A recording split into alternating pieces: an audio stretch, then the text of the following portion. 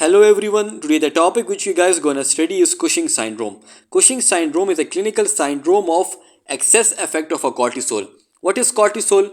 Cortisol is a steroid hormone synthesized by adrenal gland. Adrenal gland is a pair structure situated above the kidney. You guys can see the adrenal gland here.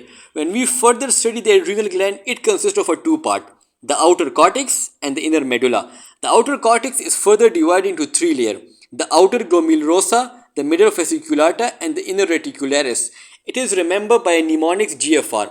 The outer glomerulosa produce a mineralocorticoid, the middle fasciculata produce a cortisol and the inner reticularis produce an androgen, and the inner layer of adrenal cortex, which is called as a medulla, produce a catecholamine. So the Cushing syndrome and the increased level of a cortisol. Remember that this cortisol is also called as a glucocorticoids.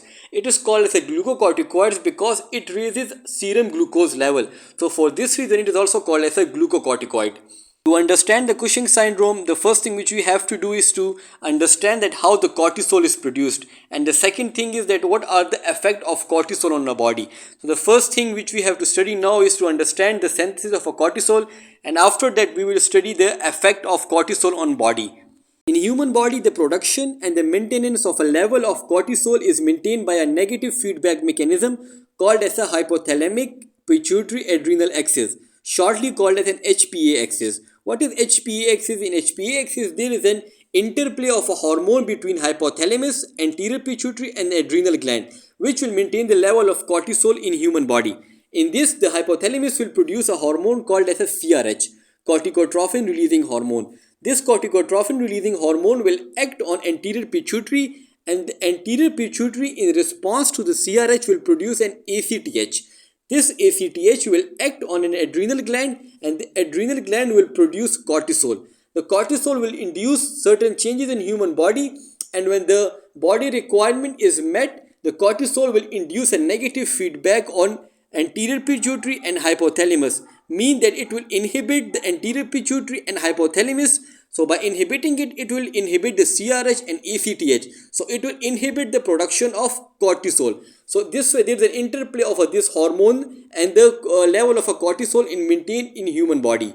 Now let's study the effect of cortisol on human body when they are produced in excess amount. In excess amount, the cortisol causes immunosuppression, it induces hyperglycemia, it causes hypertension, it causes fat deposition, it induces the muscle, bone and skin changes, and it also causes reproductive effect on human body. Now let's study these effects in a bit detail because these are very important from exam point of view, and it will lay a foundation toward the clinical feature of Cushing syndrome. The first one is immunosuppression. The cortisol causes immunosuppression through a variety of mechanisms. The first one is that it reduces the T and B cell by sequestering the lymphocyte in spleen and lymph node, mean that they will block the lymphocyte in spleen and lymph node and will cause immunosuppression. The second one is that it impairs the neutrophil. How it impairs the neutrophil? It blocks the neutrophil migration, mean that there will be an increased peripheral neutrophil, but the neutrophil will not migrate towards the site of infection. So there will be an impaired neutrophil or immunosuppression in a background of raised WBC count. Apart from that, it will also affect mast cell by blocking histamine, and it also reduces the eosinophil. So due to all of these effects, the corticosteroids are used as immunosuppressive therapy. The second one is the effect of a cortisol on glucose, mean that the cortisol will cause hyperglycemia. How it causes hyperglycemia? It causes hyperglycemia due to two effects. The first one is that the cortisol increases the liver gluconeogenesis. So by initiating gluconeogenesis, there will be a more glucose produced by the liver. Apart from increased glucose production, there will be increased insulin resistance. What insulin does? Insulin causes the entry of a glucose into tissue. So when we increase insulin resistance, there will be decreased uptake of glucose into a tissue. So there will be an increased level of glucose. So these two effects, increased gluconeogenesis and the insulin resistance, cause hyperglycemia. This hyperglycemia is usually very dangerous for a diabetic patient. So it usually worsens the diabetes mellitus. The third effect of a cortisol is on a blood pressure, mean that it will cause a hypertension when there is an increased level of a cortisol in human body. How it occurs under normal circumstances, the cortisol maintain the blood pressure because it modify the vascular smooth muscle tone. So when there is an increased level of a cortisol, it will cause hypertension as in Cushing syndrome. And when there is a decreased level of a cortisol, it was called hypotension. And this hypotension occur in adrenal insufficiency. The fourth one is the effect of cortisol on lipid. The cortisol will cause activation of lipolysis in adipocyte. So as a result of lipolysis, there will be increased total cholesterol and the triglyceride. In short, there will be a stimulation of adipocyte growth. So as a result of this adipocyte growth, there will be certain structural changes in human body, such as in face, the patient will attain a moon face. On trunk, the patient will attain a truncal obesity, and on the upper back, the patient can develop a buffalo hump. You guys can see the moon face in this image and the buffalo hump in this image. This all is produced due to the deposition of fat.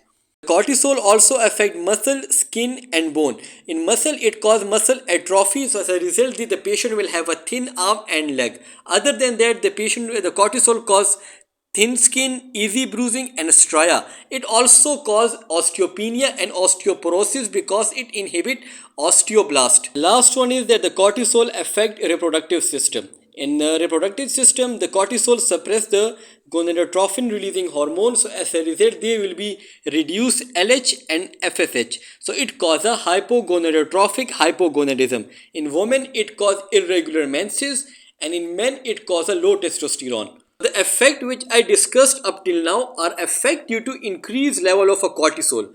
So what is the condition in which there is an increased level of a cortisol? It is a Cushing syndrome. So what will be the clinical feature of Cushing syndrome? It will be the same which effect of increased cortisol, such as a weight gain, hypertension, hyperglycemia, round face, menstrual irregularity, thin skin, easy bruising and stria. The stria of a Cushing syndrome are characteristic and it is usually a purplish or pinkish in color. Apart from these, there are certain special clinical features associated with Cushing syndrome. The first one is the skin hyperpigmentation. The skin hyperpigmentation occur in ACTH dependent Cushing syndrome.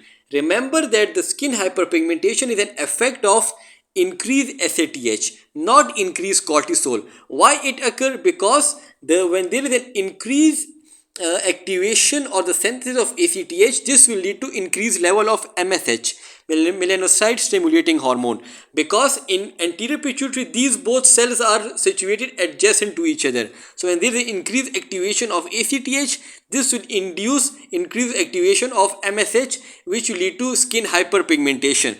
Along with that, it also occur in adrenal insufficiency. Why it occur in adrenal insufficiency? When there are decreased level of a cortisol, so this will stimulate the hypothalamus and the anterior pituitary to release more ACTH. So due to the adrenal insufficiency, which will induce more ACTH stimulation, it will lead to more MSH stimulation and will cause hyperpigmentation. The second one is an androgen excess. The androgen excess occur in some adrenal carcinoma. So in adrenal carcinoma, along with increased level of a cortisol, there will be increased androgen production from reticulosa layer. So it causes acne and hirsutism. So it was all about the clinical feature of a Cushing syndrome. Now a question arises that what causes Cushing syndrome? There are a wide variety of causes of Cushing syndrome. The most common one is exogenous glucocorticoid. Among the glucocorticoid, the most commonly used is the oral prednisone. It is used or it is administered for immunosuppressive effect. It have many indications such as asthma, pemphigus vulgaris, or in certain rheumatological condition. So when a patient use glucocorticoid chronically for certain disease condition, the patient can develop a Cushing syndrome. Apart from the exogenous glucocorticoids, there are various other causes of a Cushing syndrome, but these causes are rare, such as the overproduction of ACTH from the pituitary gland. There may be an ectopic ACTH, or there may be adrenal adenoma or carcinoma. Remember that when there is an overproduction of ACTH from the pituitary gland, this is called as a Cushing disease. So don't confuse the Cushing disease with Cushing syndrome.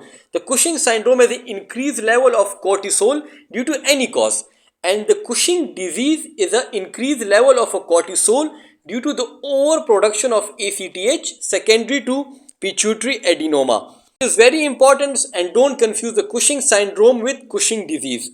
All of these causes which I discussed on a previous slide are also divided into two categories depend on ACTH level, called as ACTH dependent Cushing syndrome and the ACTH independent Cushing syndrome. In ACTH dependent Cushing syndrome, there is a high ACTH level which will cause hypercortisolism, mean that there will be a high ACTH level which will stimulate adrenal gland, and as a result of that there will be a hypercortisolism.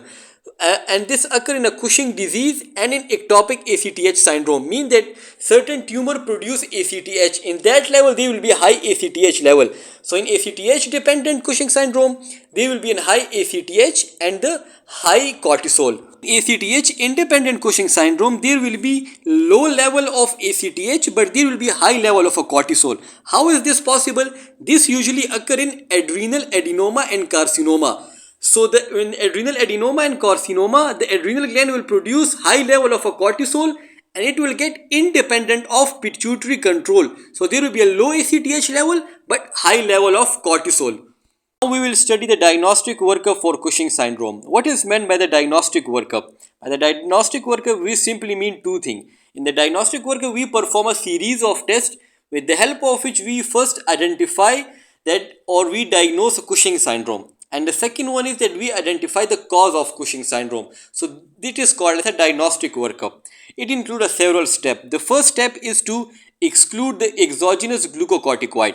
If a patient presents with a clinical feature of Cushing syndrome, the first thing is to exclude the exogenous glucocorticoid with the help of detailed history. With the help of detailed history, if a patient is using a glucocorticoid for chronic diseases such as asthma, pemphigus vulgaris or other rheumatological diseases, so we exclude the exogenous glucocorticoid. The second one is that we perform several tests to diagnose the hypercortisolism, mean that we confirm that whether a patient really have a high cortisol level or not. For that we perform 4 tests. The first one is 24-hour urine cortisol excretion. The second one is an overnight dexamethasone suppression test. The third one is the serum cortisol level, but we measure it at 8 a.m. and 12 at midnight. And the fourth one is a low dose dexamethasone suppression test. So these 4 tests are used for the diagnosis of hypercortisolism to check that the patient is really have high cortisol level or not. Now a question arises that why we are performing these 4 tests just to diagnose the hypercortisolism. We can directly measure the serum cortisol level. The answer is that we cannot do that because the serum cortisol level highly fluctuate during the daytime. So it will give a high false positive test. So for this reason, we perform these 4 tests to confirm the hypercortisolism. Once we are confirmed that a patient have a high cortisol level, mean that a patient is suffering from a Cushing syndrome, then the third step is to identify the cause of Cushing syndrome. For that we perform 3 tests. The first one is serum ACTH level. The second one is a high dose dexamethasone suppression test, and the third one is a corticotrophin releasing hormone test. Remember that for identifying the hypercortisolism, we perform a low dose dexamethasone suppression test, and to identify the cause of hypercortisolism, we measure the high dose dexamethasone suppression test. So don't confuse these two tests. Now we will study these tests in a bit detail. The first one is the test used for the diagnosis of Cushing syndrome, mean that the step 2 of the diagnostic workup. In this, the first step is an overnight dexamethasone suppression test. In this test, we give 1 mg dexamethasone orally at 11 p.m. at night, and we take a blood sample at 9 a.m. to measure serum cortisol level. Normally, the dexamethasone will suppress the cortisol. When there is a failure of a suppression, it will indicate a Cushing syndrome, mean that the patient have a rise cortisol level. The second one is a 24-hour urine-free cortisol measurement, mean that we will measure the level of a cortisol in urine over the time period of a 24 hour. If it is raised, the patient can be diagnosed for a Cushing syndrome. These 2 tests, the overnight dexamethasone suppression test and the 24-hour urine-free cortisol measurement, are the initial tests for the screening, mean that these are the initial tests to diagnose the Cushing syndrome. If these 2 tests show some abnormality, we perform 2 other tests to confirm the diagnosis of Cushing syndrome. These two tests are the serum cortisol level, which is measured at 8 a.m. and 12 at midnight. Remember that we measure the serum cortisol level at this specific time because the cortisol show a circadian rhythm, mean that it will be at lowest at midnight and it will be raised in the morning. So when this rhythm is disturbed, we can diagnose a Cushing syndrome. The last one is low dose dexamethasone suppression test. By the low dose dexamethasone suppression test, we mean that we give a low dose such as a 0.5 mg 6 hourly for 2 days, and we measure the serum cortisol level at 8 am on day 0 and 3. If the low dose dexamethasone fail to suppress, it indicate a Cushing syndrome. Remember that don't confuse the overnight dexamethasone suppression test with low dose dexamethasone suppression test. Both are used for the diagnosis of a Cushing syndrome, but these two tests have a different method, so don't confuse these two tests. Many books will confuse these two tests, so don't confuse these two tests. The overnight dexamethasone is a separate test and the low dose dexamethasone suppression test is a different test. Both are used for the diagnosis of a Cushing syndrome. Once we are done with the diagnosis of a Cushing syndrome, the next step is to identify the cause of Cushing syndrome. For that, we measure the plasma ACTH level. When we measure the plasma ACTH level, if there is a low level of plasma ACTH, it means that the patient is suffering from ACTH independent disease such as adrenal tumor.